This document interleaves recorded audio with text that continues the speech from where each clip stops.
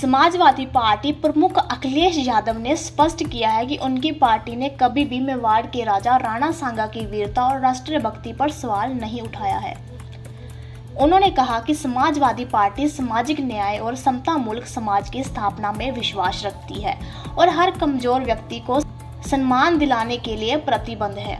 अखिलेश यादव ने कहा कि भाजपा इतिहास की कुछ घटनाओं का उपयोग राजनीतिक लाभ लेने और देश को धार्मिक व जातिगत आधार पर विभाजित करने के लिए करती रही है।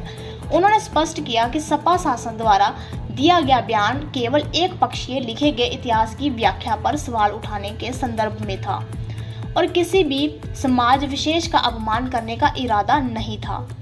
उन्होंने कहा, आज के समय में इतिहास की घटनाओं की व्याख्या नहीं की जा सकती। इतिहास के आधार पर लोकतांत्रिक व्यवस्था नहीं चलाई जा सकती। भाजपा सरकार को अपनी भेदभाव पूर्ण नीतियों में सुधार कर जनता की रोजी रोटी, स्वास्थ्य और सुरक्षा जैसे मुद्दों पर ध्यान देना चाहिए। मैनपुरी की सांसद और सपा नेता डिम्पल यादव ने प्रदेश में बिगड़ती कानून व्यवस्था पर गंभीर चिंता व्यक्त की। उन्होंने कहा कि उत्तर प्रदेश में कोई सुरक्षित नहीं है, सड़कों पर बम फट रहे हैं और महिलाओं की सुरक्षा खतरे में है। उन्होंने सपा सांसद रामजी लाल सुमन के साथ हुई घटना को दुर्भाग्यपूर्ण बताया और कहा कि उपद्रव के समय सरकार और प्रशासन जानबूझकर समय पर कार्रवाई नहीं करते। उन्होंने आरोप लगाया कि भाजपा सरकार के इशारे पर ही ये घटनाएं घट रही हैं। डिम्पल यादव ने भाजपा पर लोगों को गुमराह करने का आरोप लगाते हुए कहा कि पार्टी गड़े मुर्दे उखाड़कर अपनी राजनीति चमका रही है।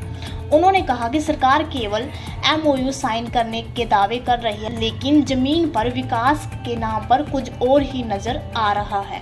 डिम्पल यादव ने कहा कि भाजपा सरकार महंगाई, बेरोजगारी और शिक्षा की बदहाली जैसे ज्वलंत मुद्दों से ध्यान भटकाने के लिए इस तरह की राजनीति कर रही है। उन्होंने कहा कि भाजपा को जनता की असली समस्याओं पर ध्यान देना चाहिए, बजाय इसके कि वह इतिहास के नाम पर समाज को विभाजित करने का प्रयास करें। समाजवादी पार्टी ने स्पष्ट किया है कि उनका इरादा किसी भी समाज विशेष का अपमान करने का नहीं था, बल्कि इतिहास की एक पक्षीय व्याख्या पर सवाल उठाने का था।